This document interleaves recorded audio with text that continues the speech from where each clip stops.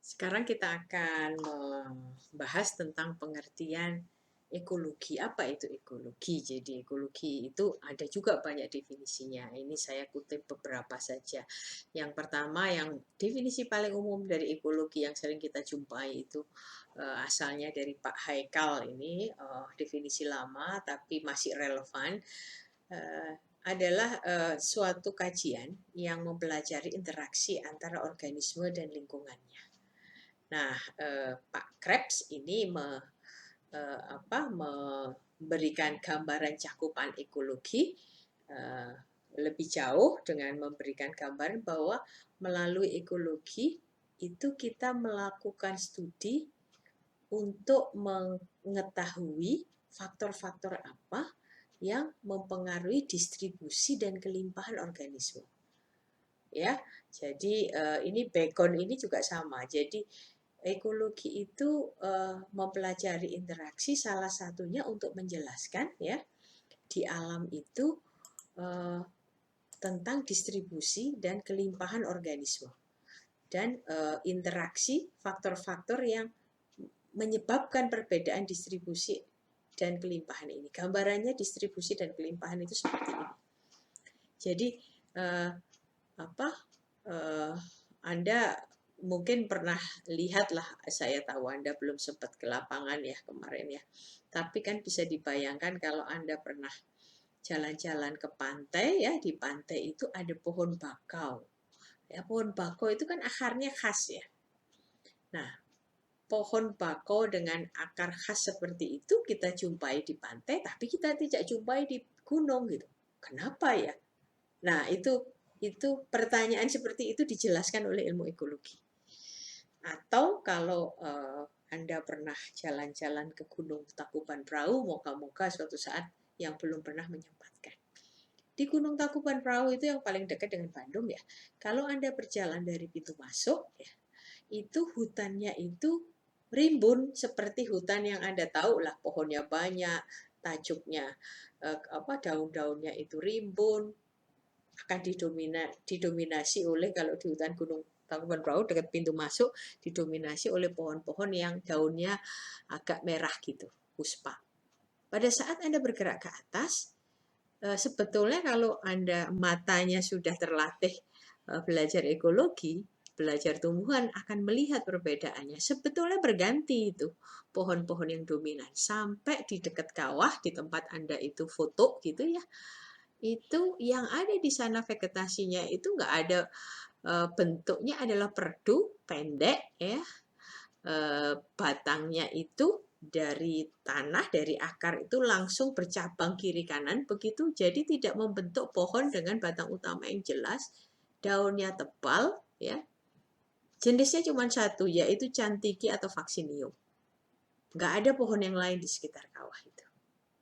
Nah, apa yang menyebabkan di sekitar kawah itu didominasi oleh cantiki, tapi jauh dari kawah itu didominasi oleh lebih dekat kawah hanya cantiki ya, dengan bentuk hidup seperti itu, jauh dari kawah itu lebih beragam bentuknya pohon-pohon yang tinggi. Nah, pertanyaan itu artinya terkait dengan distribusi dari si vaccinium dan kelimpahannya. Kenapa hal itu terjadi? Ya ada interaksi khusus antara si karakter tumbuhan dan kondisi lingkungannya. Itu yang dimaksud bahwa ilmu ekologi itu menjelaskan distribution and abundance. Kenapa suatu spesies itu banyak di satu lokasi, tapi nggak ada di lokasi lain? Kenapa di dua-duanya ada, tapi di lokasi satu melimpah, di lokasi yang lain enggak? Nah, itu yang dimaksud dengan distribution abundance. Terakhir, saya mau dari berbagai definisi itu, biasanya kalau Anda diminta untuk memilih dari kata-kata yang banyak itu satu kata yang paling tepat menggambarkan fokus dari ekologi itu apa? Gitu ya. Nanti saya tanyakan pada sesi diskusi. Jadi ingat, pertanyaannya ada satu kata yang best describe the focus of ecology. Oke. Dalam ekologi ya, kita memandang organisme itu berinteraksi dengan lingkungannya di dalam konteks apa yang kita sebut sebagai ekosistem. Nah, apa yang terjadi di dalam ekosistem dan bagaimana organisme itu sebetulnya posisinya. Jadi kira-kira begini. Jadi si organisme ini ya membutuhkan ya kondisi fisika dan kimia di sekitarnya, misalnya membutuhkan kondisi temperatur tertentu, kelembapan tertentu, konsentrasi oksigen, membutuhkan karbon dioksida dan cahaya. Semuanya itu dibutuhkan untuk dia bisa menjalankan basic physiological processes ya. Anda sudah sedikit belajar fisiologi.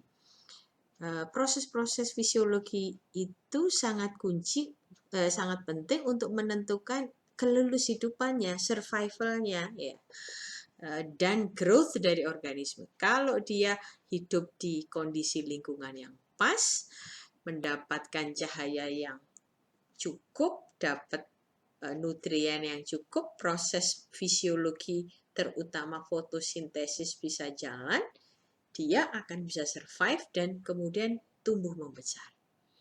Ya, itu.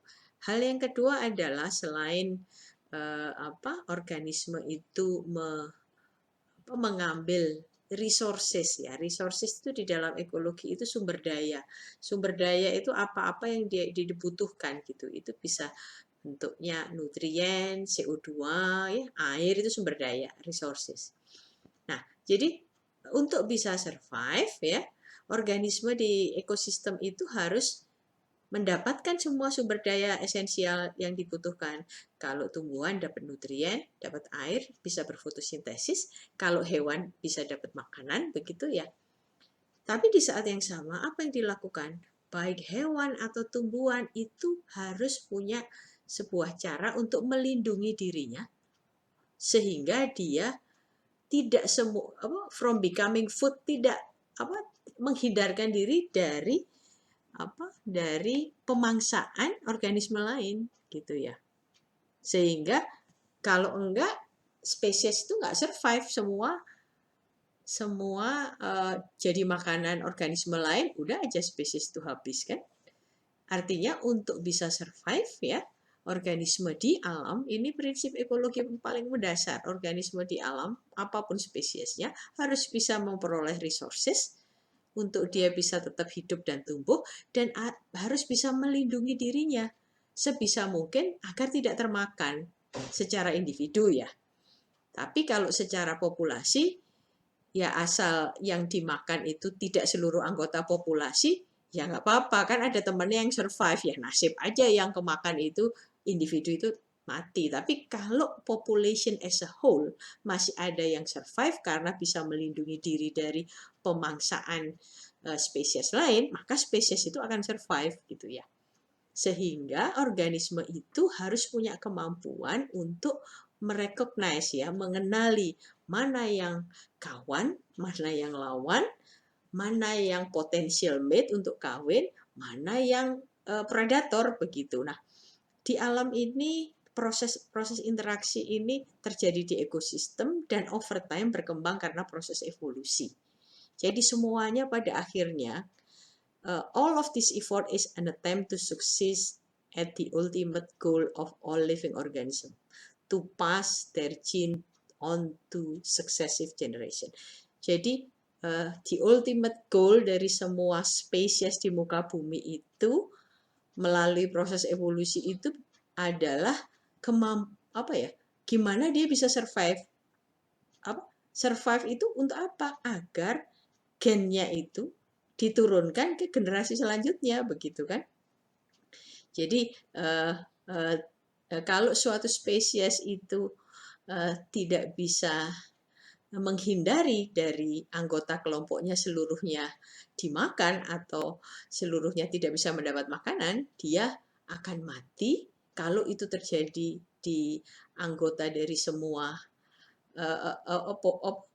populasi dari spesies itu, kita katakan spesies itu extinct kan, punah. Kalau punah itu dia gagal meneruskan material genetiknya ke generasi selanjutnya. Nah, peristiwa yang rame tadi ya terjadi di dalam suatu ruang ya yang melibatkan interaksi antara hewan, tumbuhan, dan juga kondisi lingkungannya di dalam suatu entitas yang namanya ekosistem, begitu ya. Dan ekosistem ini biasanya dikatakan dari SD Anda tahu terdiri dari komponen biotik dan abiotik begitu.